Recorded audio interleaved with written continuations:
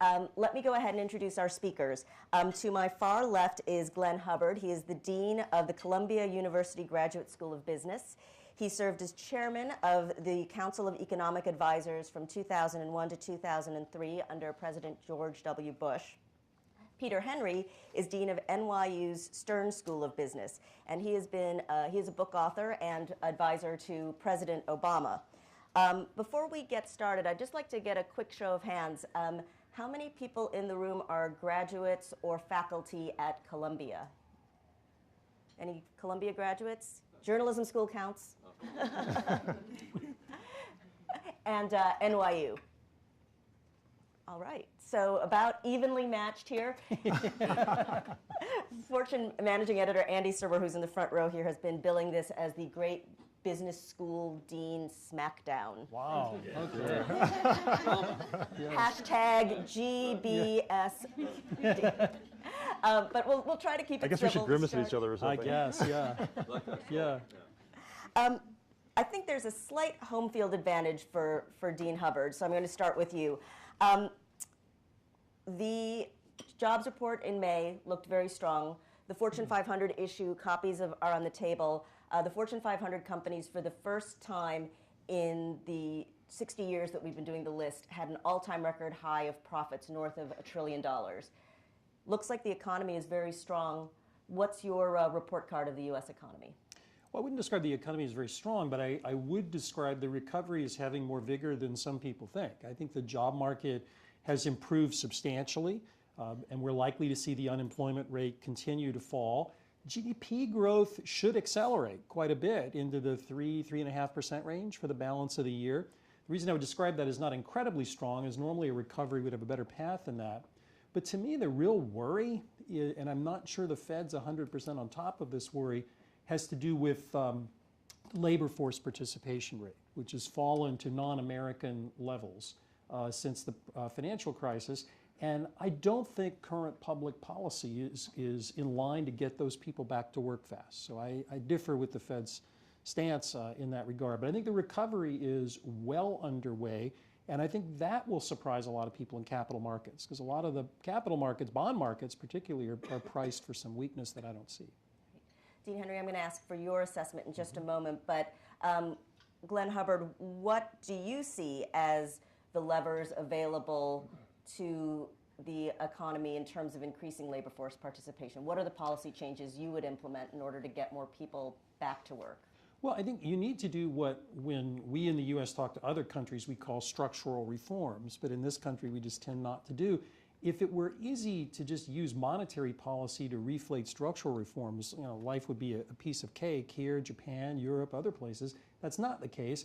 For us, it would be about changing the effective marginal tax rates we have on low-income people's work, which have to do with a variety of social insurance programs and the Affordable Care Act, changing the way we tax the elderly, and providing a real jolt to employment so that employers really have the incentive to pull these people back.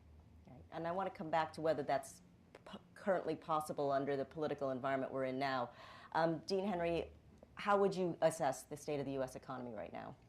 So I think Glenn's given a very accurate description. I would just add a couple of things. I think that it certainly is true that the labor market is the key to watch. Even though we're growing now closer to trend, wages are still rising very slowly. That's a source of concern for a couple of reasons. It's adding to an environment of sort of a feeling of inequality in the United States, which I think has potential repercussions for the business environment more generally. I would also say that you mentioned record profits. One of the things that that hasn't received a lot of attention, which I think deserves more attention, is that investment has recovered relatively slowly in the U.S. If you go back to somewhere around 2007, we were investing as a fraction of GDP somewhere around a fifth of the economy, about 20% of GDP. At the depth of the crisis, we fell to below 15%. So that means investment fell by roughly $1 trillion of fixed capital investment.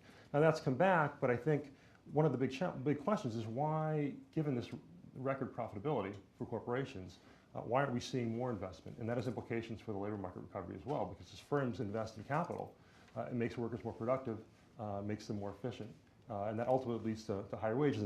And to Glenn's point, that's one of the reasons why we haven't seen as robust a rise out of this trough as we've seen in past recoveries.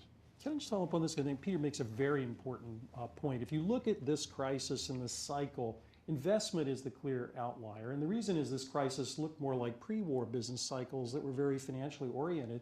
And I think there are two things on business people's minds in talking with them. One is uncertainty about a fork in the road about whether there's secular stagnation. I think that's just false. But there's some prominent economists out there saying we've entered a permanently slow growth environment. That's false, and we can talk about it if you like. But the other thing is uncertainty over public policy. If you talk to business people, they don't know what the future of the tax code is, financial regulation, product market regulation, the Affordable Care Act, and it weighs on their mind. And that really drags investment down. But could one make the argument that uncertainty is the new reality and that businesses just need to accommodate for that?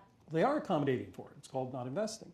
So business people are rationally responding to the environment. So the question is, for policymakers, how do you get people who are sitting on the mountain of cash that you and Peter have described with a very low cost of capital to actually invest? I think you try to provide a jolt that makes it clear policy uncertainty will fall. And if I could just say something on that point, Glenn made the point about the need for structural reform. If you look at countries, the so-called BRICS, who are having their own troubles today, but kind of go back and look over their histories of the last 3.5 decades, the reason those countries are now called emerging markets as opposed to third world countries, which they used to be called, is because they in fact embraced a number of structural reforms. Not all the reforms they needed to do, and we can talk about that. I think a big part of what we saw with the sort of the so-called taper tantrum this January is because a lot of countries basically missed the window of sort of tapering and sort of the Bernanke quiescence to actually drive structural reforms further. But as Glenn pointed out, we've had a lack of, I would say, kind of three things: kind of discipline, clarity, and trust in the United States. So clarity, for instance, we've had easy monetary policy, but very tight fiscal policy, and great uncertainty about the future. And the lack of clarity really undermines the investment environment. And this is the thesis of your book, Turnaround, that argues that many of the reforms that the Western world placed on emerging markets during their fiscal troubles, are now the problems that the Western economies have been facing, and yet we refuse to embrace some of the very structural reforms that we've imposed on others. I guess the question is, does this call for the Western world, the developed world, and the United States in particular, to develop a new lens through which to look at problems? I think it does. Not in the sense of needing a new economic paradigm, but I think it requires us to have a bit more humility and recognize that some of the challenges that we're facing today are not dissimilar to what developing countries faced in the past. One example, which I'm sure Glenn can talk more about, we were chatting just briefly before we came on camera about the housing market. One of the key lessons that we learned from looking at emerging markets is what discipline means with respect to how you approach debt problems. When there's too much debt in the economy, it's a consequence both of borrowers taking on too much debt, but also lenders extending too much credit. And when you hit a crisis point, as we hit in this country in 2008, you've got to recognize that getting out of the debt problem and the debt overhang and lack of investment associated with that requires both borrowers and lenders to accept responsibility, and that typically involves some sort of a write-down.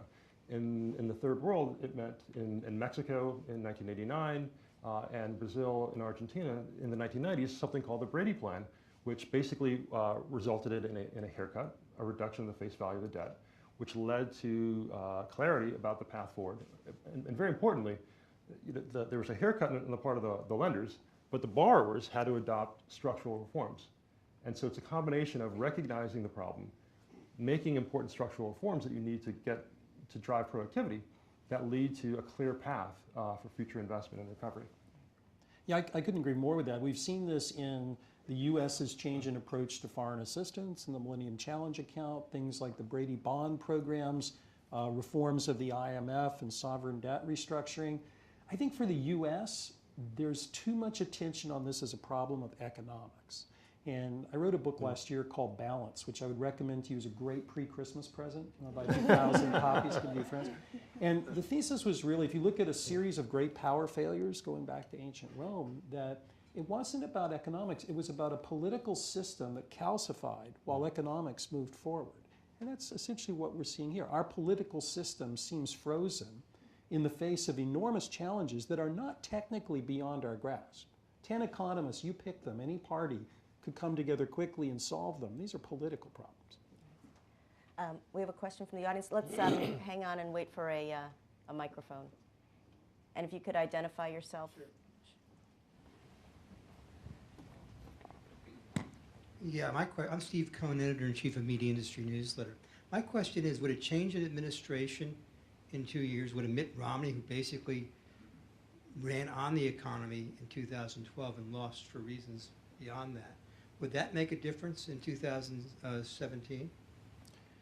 Well, I think I can speak a little bit to the Mitt Romney thing, since he and I are not too dissimilar in our views. I think Romney had in mind a jolt. When I mentioned a jolt, he had in mind an agenda, sort of day one agenda that was centered on bringing down policy uncertainty. Where we are in the recovery today is not looking back on what somebody would have done in either 2008 or 2012. I think the question for 2017 is, how do you go from here? And it strikes me that's about the structural reforms we talked about, some of which both sides talk about and then run away from, which are entitlement reforms, but some are really here and now growth issues. I think there's way too little attention on the needs of low-income Americans entering work. On the right, people just don't like to talk about it. On the left, they're wedded to unemployment insurance and other outdated labor policies. So I think that's the conversation we need to have in 2017.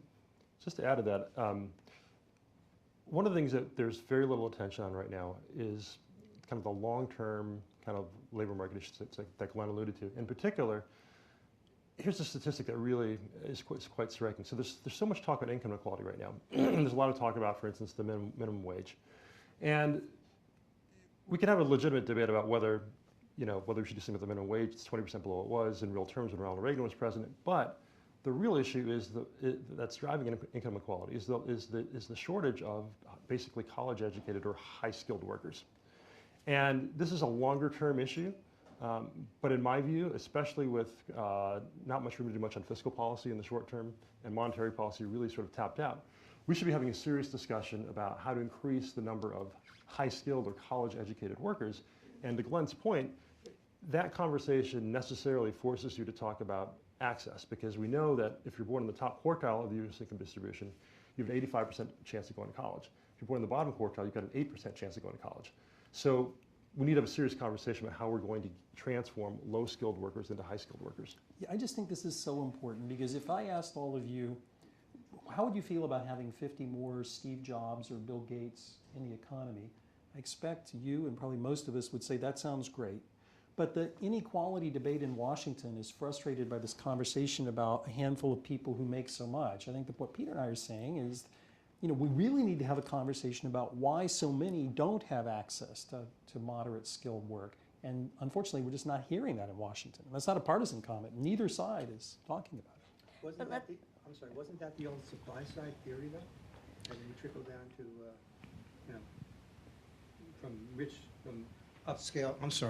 from the super rich to the middle class and to the working class. That was really what Republicans talked about. No, I think what we're talking about is, it is supply because it has to do with labor supply, but it's really encouraging people into work. So it's very much centered on lower and moderate income families. And unfortunately, neither side talks about this. When conservatives do talk about helping lower and moderate income families, they tend to talk about child credits or general family support. To my mind, the EIC, Earned Income Credit, has become too much about families and not enough about work. And it doesn't mean I'm anti-family, I've got kids. but it does mean that we need to focus on work, because that's what these programs were supposed to be. And that would help change the channel away from the minimum wage or confiscatory taxation or the other unpleasant discussions. And to just couple work with skill just for a second again, come back to the college access issue. Just to sort of give you sort of another level of data to kind of really make the point. It's not just about the fact that kids in the bottom quartile of the income distribution don't have access to college. It's that roughly a fifth of the high achieving, in other words, kids who score in the top 10% of standardized tests in the United States also come from the bottom quartile of the income distribution. So we're missing out a big opportunity to take high achieving low-income graduates and turn them into skilled members of the labor force. And to just sort of connect it back to the tax code, for instance, we incentivize people to buy all sorts of houses, right? We subsidize the housing market up to the tune of up to $1 million of debt. You can write off the interest. We have nothing comparable for people who want to invest in their kids to go to college. So we have to ask ourselves serious questions in the supply side about what we're incentivizing, and we're not incentivizing human capital development. Okay. So let's go to the short-term question, though, which is that of the minimum wage. You said we could have a reasonable argument or discussion about it. Let's have that reasonable discussion. Lots of cities are looking to raise the minimum wage. What are the long-term, in an environment where people are looking for solutions now, what's so bad about raising the minimum wage? Either. Well, to my mind, here's what reasonable people can disagree on, and here's what reasonable people can't. So what they can disagree on are employment effects of raising the minimum wage. If you look at the Congressional Budget Office study, you'll find a range. Some would suggest large losses, others negligible losses. So that's a reasonable disagreement. What I don't think anybody can disagree on is can't be the most effective way of doing this. If you really wanted to empower low-income people, you would expand and make more work-oriented things like the Earned Income Credit, because you're not losing jobs when you do that. The bigger issue with the minimum wage is it's taking the eye off the ball. It allows politicians to say, okay, well, if I change the minimum wage by $1 or even $2, I can walk away. That's not the core problem. So I think both as a technical matter we have a problem, but as a bigger issue, we're letting politicians off the hook by making the question too small. I hate to say it, but Stern and Columbia are in agreement on this issue. Alan Sloan has a question back here. I'm Alan Sloan. I'm at Fortune. Other than having more people enroll at NYU and Columbia and other institutions of higher education, what would you propose to solve the problem we're talking about? Well, first, I don't even think Columbia is the problem. If you already at Columbia College, if you're a low-income person, you can go for free. I mean, a handful of elite universities aren't the issue here. The real challenge is getting people access to any training in college. And too often we're focused on four-year colleges, but for some people it's a matter of community colleges, it's a matter of even vocational training. The Congress is far more interested in NYU and Columbia than it is some of those other problems. So to get to Peter's thing, you could have a mixture of human capital tax supports, which would mean vouchers for some people, because many low-income people aren't really paying much in the way of taxes to make a deduction worth much, but you could give much more assistance there. But I think you have to be very Catholic about how you think about education. This isn't just about elite four-year universities. It's also about two-year colleges, training programs, and so on. Yeah, I think that's right. If you look at the data, and there's a lot of data in the report that was produced by the President's Economic Recovery Board on the labor market, and what that report points out is that roughly 75% of Fortune 500 large U.S. corporations say that a shortage of skilled workers is a significant constraint on their ability to expand and their ability to raise productivity. Just to put it in more quantitative terms even than that, the estimates show that by 2020 we're going to have roughly a shortage of 1.5 million skilled workers in the labor force. And to Glenn's point, some of this is, this is computer programmers and engineers, but it's all levels of skill beyond just a high school education, whether it be vocational education, education from a community college. And so I think we do need a broad-based approach to raising the overall quality of the labor force. Well, why do you think corporations don't feel incented to train a new generation of workers for exactly the skills that they're looking for? I mean, it seems like 2 or 3 decades ago, you did have corporate training programs specifically looking to bring in entry-level workers and bring them up to the skill level that they needed for specific jobs within institutions.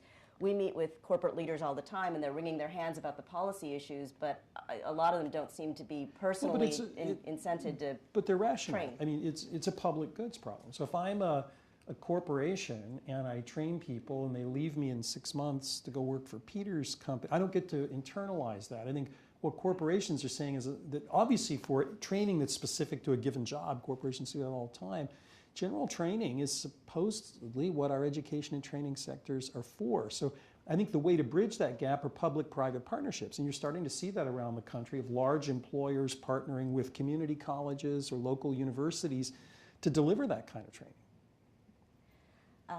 There was a question up here in the front. Yeah. We've been talking, I think. Tell us who you are, please. Yes, Nikhil Chandrabhakar, United Nations Sustainable Development Division. There's been a great deal of talk now about high quality work. And I think the labor statistics, even the uptake in labor, is masking a decline in the quality of jobs. And I think a lot of the high quality jobs are migrating within the same corporations to other locations. And I think it seems to me that the policymakers are not using the type of indicators. They look at just the employment rate. What would you recommend that we might add to the policymakers' radar screen to get them to focus on the quality of work rather than just the numbers? If I can just jump in on that point, we often talk about and lament the fact that jobs are moving offshore, but recognize that the skill conversation is directly relevant to that. Part of the reason why employers migrate so-called higher quality jobs to new locations is because of the shortage of skilled workers. And so addressing the shortage of skilled workers will do two things. It will, number one, it'll help address this problem of rising income inequality, because as you produce more skilled workers, the wages at the high end will rise less rapidly. But you will also, I suspect, begin to see, and this is Glenn's point about the public goods problem, if we create a bigger pool of skilled workers, there's greater incentive for firms to keep those high quality jobs here in the United States. Yeah, I would agree with that. I think that it's both the worker side and also on the firm side. For a long time, we had a series of public policies that weren't friendly to U.S. locations. My excitement for America is I see some of this reversing. The rise in wages elsewhere is pushing some jobs back to the United States. And the energy revolution in the United States is making new sectors of the economy more competitive. So this is one reason I'm actually more optimistic longer term about what you're saying. But none of that can happen without the workers being there. Questions on this side of the room? Andy Serwer. Can get a mic to him. As Stephanie mentioned, Andy Serwer from Fortune, we do talk to a lot of CEOs, and we hear a lot of belly aching. Companies complaining about how onerous it is to be public, companies looking to move their headquarters offshore. I guess what I'd like to know is this, to your mind, atypical, or is it just the usual amount of grousing by chief executive officers, or is the regulatory environment more difficult than it has been in previous decades? Well, it's definitely more difficult. The question is, should it be? And the answer to that, I think, is also yes. So the question is, are we at the optimal level? And there, unfortunately, the answer is no. So if you look at what CEOs complain about, there are a lot of regulatory changes that probably have been wise, but others that have simply increased complexity. Somebody who's a corporate director, I can tell you that the fraction of time and meetings spent on compliance and regulatory topics as opposed to the business has shifted, and that has really frustrated, I think, many business people. What I say to CEOs is try managing a tenured faculty if you think your job is difficult. And I don't even get paid like that. Right? Yeah. So I agree with Glenn. I think particularly on the financial side, I think we had a major crisis, and I think we needed to look seriously at the financial system. So I think it's certainly true that it's in any CEO's interest to push back. We're probably in a better place overall than we were 5 or 6 years ago from a regulatory perspective. But I think the question is, what else have we done to simplify the system? And I think there the answer is not very much. There hasn't been. It's been too antagonistic, and there's been less of sort of this sense of we can create an environment in which we reduce uncertainty, get more clarity about the future path of policy, to compensate for the increase in regulation that's come with the need to address all of the externalities that were present before in the financial system. If I could say one thing that economists should be belly aching about, although CEOs may not even know they won from it, is the higher regulation and compliance costs are an entry barrier. if you ask yourself, why are the share prices of so many incumbent firms in key industries so high? It's because entry is now more difficult. And so companies can win from this. That's not in the interest of the economy, by the way, but it may be in the interest of incumbent firms. With all this discussion of inequality, I wanted to ask each of you to just tell me a little bit about how you feel about the Thomas Piketty phenomenon. I have to confess, I've just started reading the book, so I can't ask intelligent questions about the thesis. Yeah, something like that. But I'm curious about the phenomenon. What do you think has contributed to this French economist's rock star status, particularly in the U.S.? Well, I'll jump in. I mean, the book landed at an opportune time. There's great concern about income inequality. Glenn alluded to kind of the focus that we've given the last 5 to 10 years on sort of superstar entrepreneurs, superstar capitalists. And that, in combination with the financial crisis, housing market collapse, stagnant wage growth, and all the access issues you mentioned, it's created a very, very tense environment. Now, the question is, what is the analysis you enter into that environment? My issue with the Piketty book is that it's very dangerous. I mean, just to cut to the chase, his basic recommendation as to what to do about this rising wealth inequality is a kind of a global tax on wealth. And from my personal experience, I was born in Jamaica, and in 1977, the Prime Minister of Jamaica got on television, made a speech in which he said, there is no room in the country for millionaires. Anybody who wants to be a millionaire, there are 5 flights a day to Miami. And guess what? People voted with their feet. They left the country. During his 2 terms in office, the value of the stock market dropped by 90%. Investment went from 20% of GDP to less than 10% of GDP. Unemployment skyrocketed, and Jamaica's really never recovered from that. It really hasn't had a turnaround. So my big concern is, and Manley ran on a platform of trying to redistribute income and create greater quality. So my big worry is that we are going to stoke the fears of populism and create a more difficult environment and in which we don't recognize the important roles we were talking about before that capital investment plays in driving up the wages of workers. Glenn, I know you like his book sale numbers, but well, no. First of all, any book by an economist that gets people to read economics books, I'm a huge fan, and I think that's great. I do think there are both technical and policy issues in the book. I mean, some of the technical issues are just in various countries. Tax rules can change, shifting income in and out of individual solution. The whole debate, for any of you who've read the book, over the R greater than G, the rate of return on capital being greater than growth. I think there's a great deal of criticism by many economists on the left and the right of that. But the big issue is, Peter's spot on, is the policy issue. You could believe everything in the book. And by the way, I don't think any economist was surprised that income inequality has been rising. I think we've known that since the 70s. Mm-hmm. The issue is just, the zeitgeist of the time and what to do about it. And there, I think Piketty is just exactly wrong for all the reasons Peter mentioned. And ironically, it would take the eye off the ball that we talked about earlier, which is, how do you help low and moderate income people succeed? Taxing the rich just isn't, I don't see the connecting of those dots. Glenn, I want to ask you about another book, Stress Test. You said that the former Treasury Secretary misremembered a conversation that you guys had about Simpson Bowles. Have you spoken with Tim Geithner since that became public? No, strangely, he didn't call me. So But the crux of that disagreement in the remembering of that conversation was that he basically said you were in favor of raising taxes. Is that an accurate description of the way he wrote it? That's certainly what he said. The statement's false. Right. I don't think it's just false. It's not a confusion or misrepresentation. It's a falsehood.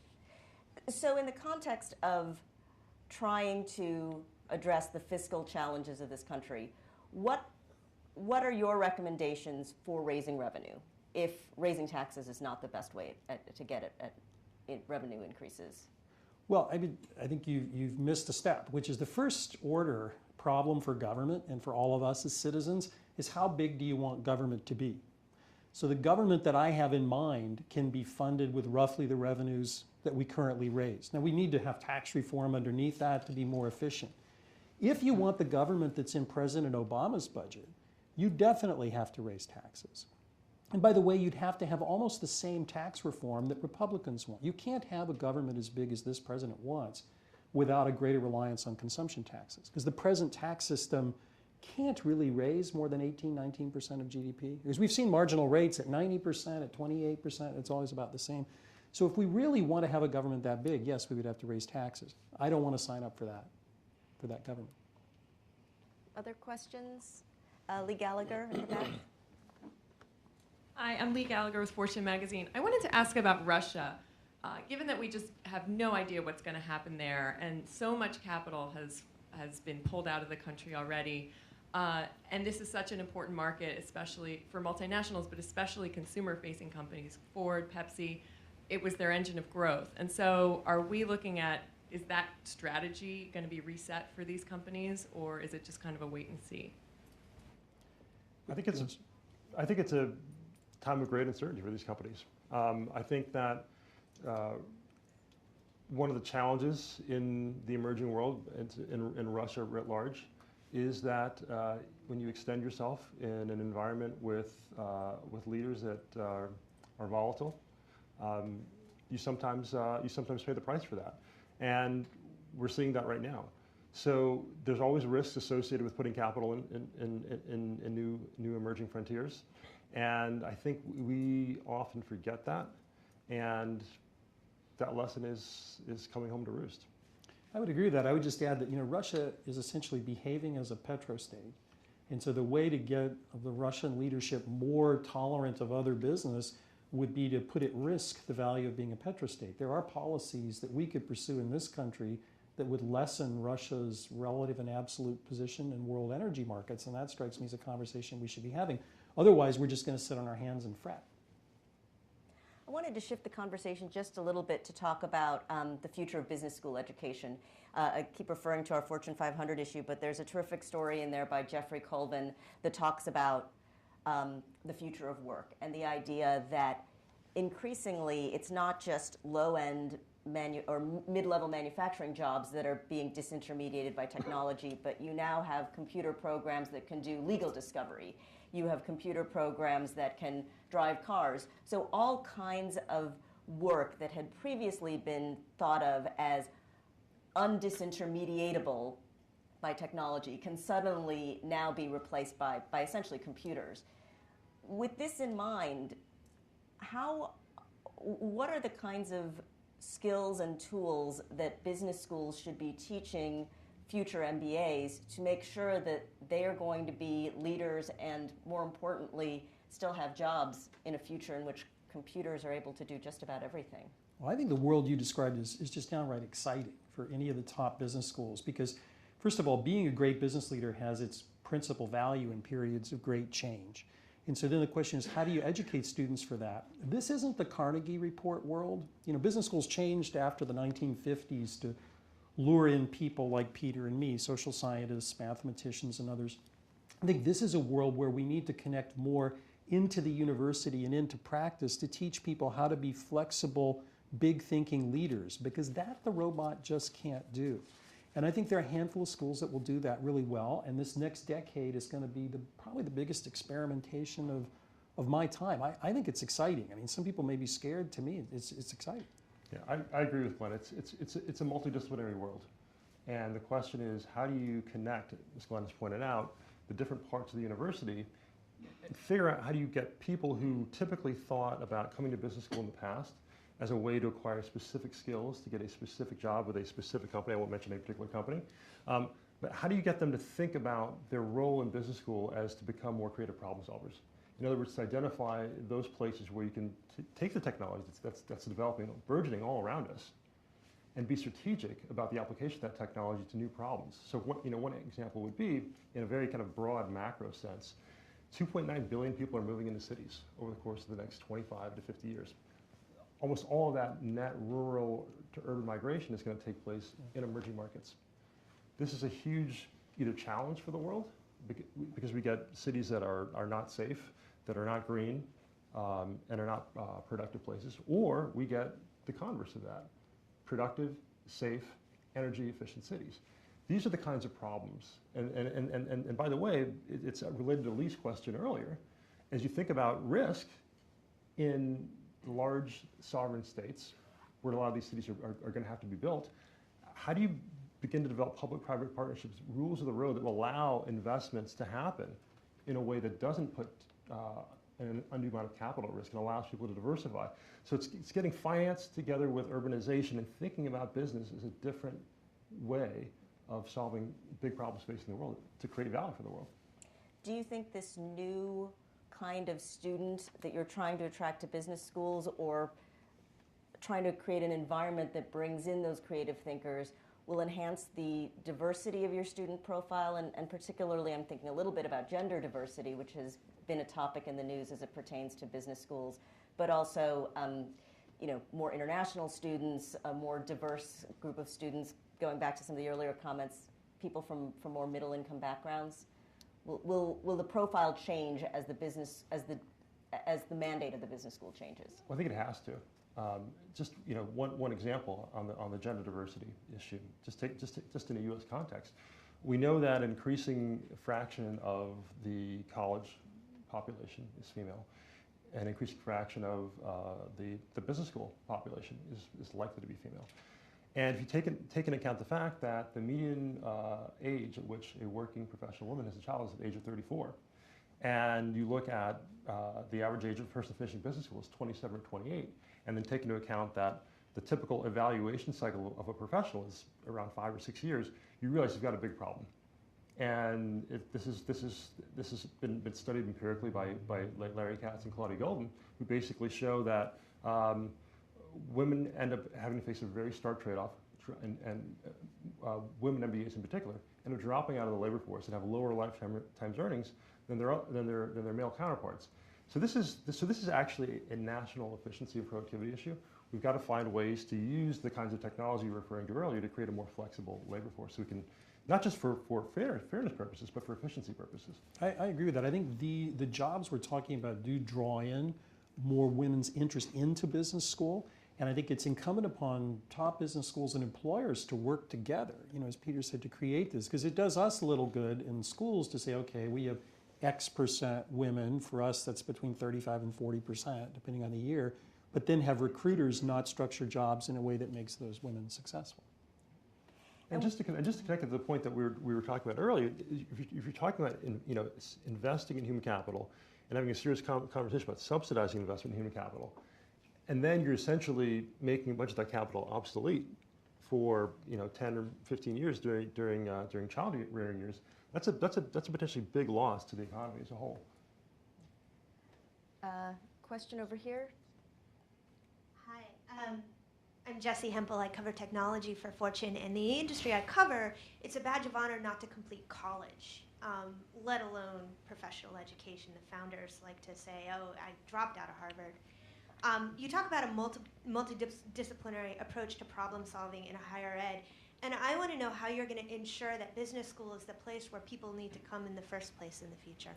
Well, there's certainly very successful people. Bill Gates fits the prototype that you mentioned. Having said that, if you look at serious academic studies of entrepreneurship, a lot of it is about general knowledge. And it doesn't mean that reading Shakespeare makes you find windows. What it means is that a general knowledge base gives you the ability to connect the dots and see a set of patterns that deliver entrepreneurial opportunities. So I think college is definitely relevant. Now your question about business school, why is it relevant? Business school can be extremely relevant if it sits at the heart of the university. So to give you an example of things we do, we have classes in personalized medicine that are team taught by a business school faculty member and a medical school faculty member. So the medical guy is there to talk about what this means writ large, the business school guy to talk about opportunity. We also do it in demography and fintech. These are ways in which I think business school becomes relevant for the conversation. Because over time, you still need those basic business school skills and business school insights. So if you're saying, can you be successful without an MBA? Of course you can. Does having an MBA from a great school help that success? The answer to that question is still yes. Just to add to that, I would say it's also important to think about selection bias. We tend to look at examples of success, and for many people, they're failures that occur that we don't see. And so, for the vast majority of students, I think going to college is still the right path. And to Glenn's point, Again, the role of the business school is to connect people who are specifically interested in the tools of business to the other disciplines of the university to figure out, and that's exactly where you begin to connect the dots. And a question back here. Yep. Yeah, hi. Quickly. Fortune. Dean Henry had mentioned the third world debt forgiveness of the 90s. Do we have a third world crisis with student debt today? And if so, do you see a kind of a forgiveness or restructuring strategy for that? I think we have a serious challenge on our hands. With $1 trillion of student debt, it's a serious issue. I think the first thing to remember in the conversation is that despite what you'll read in various outlets, the returns to a college education are still high. Very, very high, in fact. So the unemployment rate amongst college-educated U.S. citizens is less than 4%. And I don't have the numbers offhand, but the returns to education to a college education, I believe, are still in the double digits. So college is an excellent investment. Having said that, we need to make sure that college is affordable and accessible for a larger fraction of Americans, particularly low-income Americans. And we need to be very clear about the kinds of college education that generate returns and those that don't. So if you're talking about going to a four-year university, research university or liberal arts college, the evidence there is really quite strong. If you're going significantly into debt to get and I don't want to malign any university, but I think that there's a lot of evidence to suggest that for-profit colleges have not really delivered on the promise. So I think we need a very clear conversation about this, and I think we need to have some real proposals on the table to make college more affordable and more accessible. I would agree with that. I think the current approach to talk about debt relief is taking the attention off the real problem, which is the rising price of education. And frankly, if you just over-subsidize that, the price will continue to rise. The question is, how do you give almost a report card to people that says, if you go to this college in this area, here are your prospects, and then you decide if you want to take on the loan. That's what we require in other sectors of the economy for borrowing, but we're not doing it here.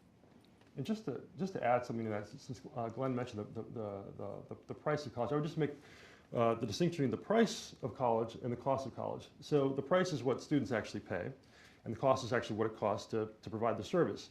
And most colleges subsidize pretty heavily the difference between the price and the cost.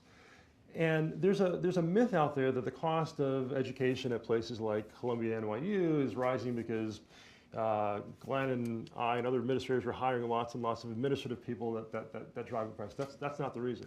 You've been talking to my faculty? Is that the Will Baumel, who's a faculty member at NYU, has written out something called the cost disease, which is prevalent in all high-level services, actually, whether it's law firms or in higher education.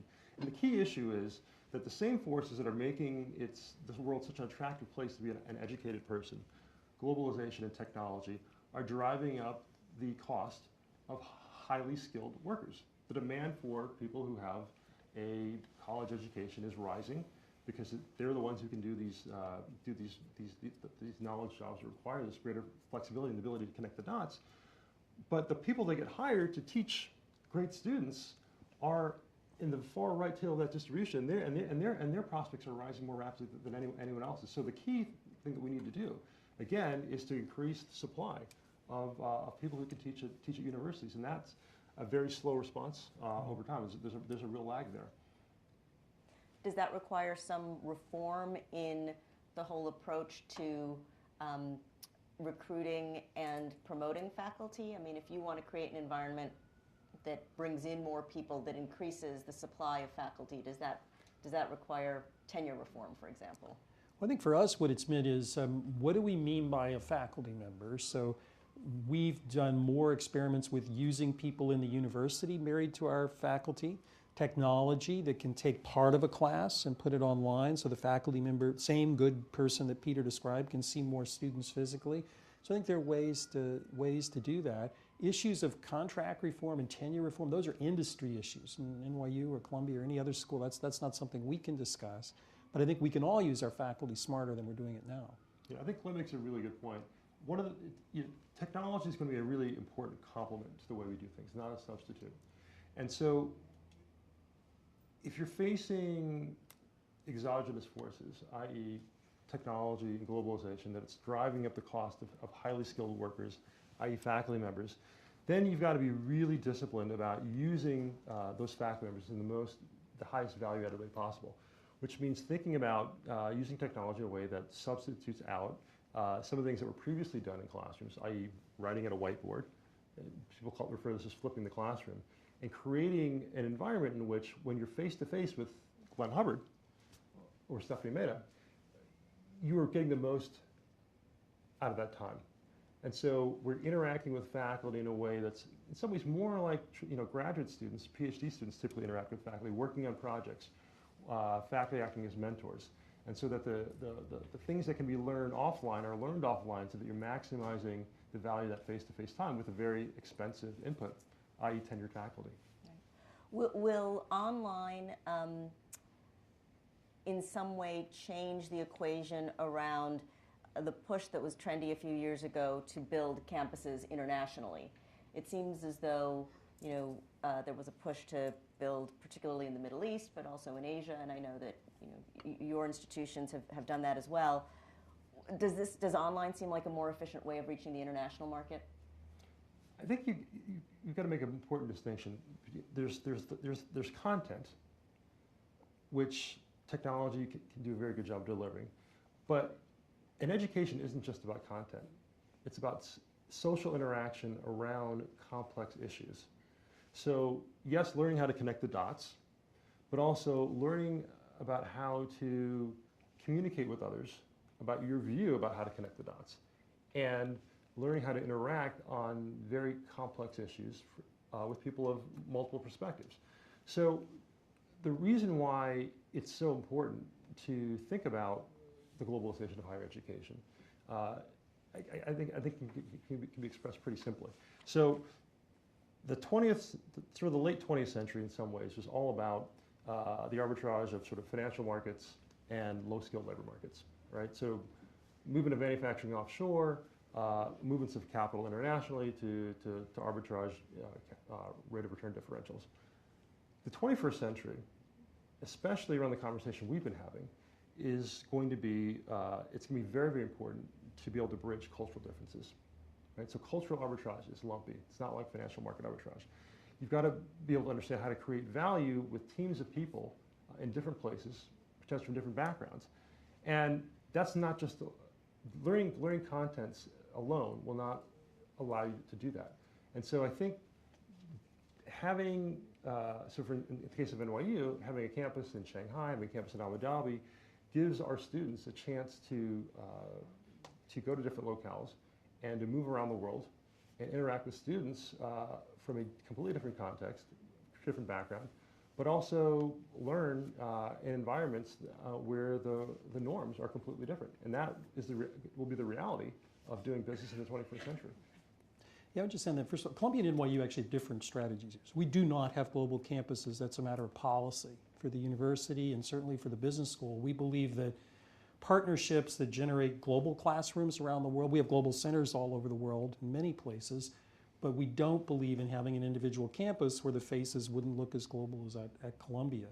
I agree with Peter on online, that I just think that online will continue to be a complement for us. It's mainly going to disrupt what we do at home. I don't see a place like Columbia being the lead player in low-end certification around the world in online classes. I mean, who knows? But I don't think that would be as core to our strategy as really disrupting what we already do. I want to bring our conversation full circle. We started out by talking a lot about the policy changes and the long-term vision needed to really drive economic growth in the United States, but also in the United States vis-a-vis countries around the world. I'd like each of the deans to talk a little bit, just briefly, about what you think ultimately is going to happen to dislodge the political system. What, if anything, is going to be needed? Is it going to be a crisis? Is it going to be a change of leadership? How will we get to a point where our leadership in Washington is really doing the very things that you talked about, thinking long-term about jobs, thinking long-term about economic prosperity, as opposed to short-term solutions and the squabbling that I think most of us in this room have become accustomed to. I'll start Well, with I think Glenn. it is in part about leaders, but I would urge people not to dream of a Ronald Reagan or Bill Clinton or whoever your famous leader from the past who's going to ride in and fix it because of his or her personal strengths. I think a lot of this is about political processes. And what I'm about to say is boring, but I think really important, that we do not have processes surrounding the budget and national choices that match the reality of 21st century America. The way we define budgets was written in an era when the whole fiscal policy of the government was about movements in war and peace. That's what all those institutions are for. That's not the world we live in now. The way we put together budgets and structure choices is the same way. So we really have to get into the plumbing of fixing processes. I mean, assuming that we just need to solve the economics because our political leaders are basically good, I just don't think is right. I think it's the other way around. I think economists could come together fairly quickly, but we have a broken political process. And I would come at it in two respects. One is to go at those processes, so changing budget rules, changing budget institutions, giving politicians the ideas, but also making sure our politics are competitive. You know, we had unwittingly, since the 1970s, a series of campaign finance reforms that gave the Democratic and Republican parties a virtual monopoly on fundraising in the United States. And while for math reasons the optimal number of parties in a system like ours is 2, it doesn't have to be these 2. And so we need a more competitive system of ideas, and I think we're starting to see that. So I'm optimistic this will get fixed, but I think if it's fixed, it'll be because we stop thinking technically and start thinking politically. Let me just try to extend that to an international context again, just to drive home the point that in this country and in Western Europe, in advanced economies more generally, we've gotten accustomed, I think, in the past decade, and it seems like we're kind of squarely in the world right now, of diminished expectations. And as Glenn has rightly pointed out, you know, we need new processes. And there's a lot to learn by looking at countries that have struggled with similar circumstances and not necessarily found all the solutions for all time. But over the period of roughly, you know, the mid-1970s through 2010 or so, a number of countries really did turn themselves around by applying discipline, clarity, and trust, and putting in place the hard structural reforms that needed to happen. And so what I would just say, though, is that, in particular, when we think about third world countries that become emerging markets, you know, people will tend to focus on the authoritarian examples and say, well, gee, that doesn't apply to us because, you know, we're a democracy. But Brazil has struggles right now, but Brazil had a remarkable period from, in 1994, Brazil had the world's highest inflation rate in the world. No one could have predicted, and certainly not in 1993, that Fernando Henrique Cardoso would put in place a stabilization plan, that Lula da Silva would come into power, and not only continue to embrace Cardoso's sound economic policies, but do so while using a style of rhetoric that was sort of populist in tone, but used the market to sort of to lift millions of people out of poverty. And that was a democratic country, a messy democratic process. You know, Poland is roughly 25 years into its free market reforms, and is also a democratic country. It went from $6,000 per capita to $21,000 per capita today. Indonesia, which is a country which is again currently having difficulties with its current account, but Indonesia at the time of Suharto in 1998, during the Asian financial crisis, 1997, 1998, nobody would have predicted that Indonesia would have had the decade that it's had from a growth perspective.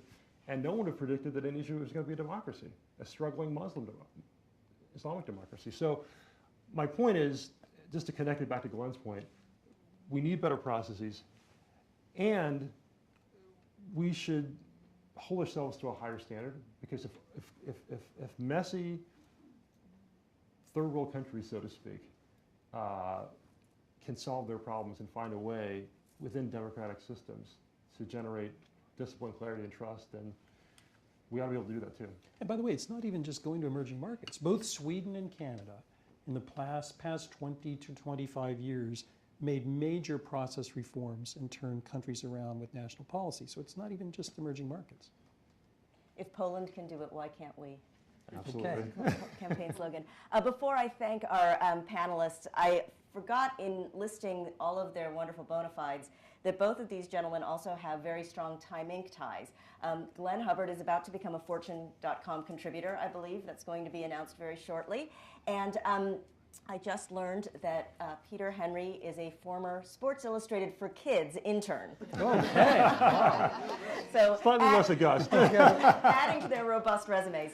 Please join me in thanking Glenn Hubbard and Peter Henry. Thank you.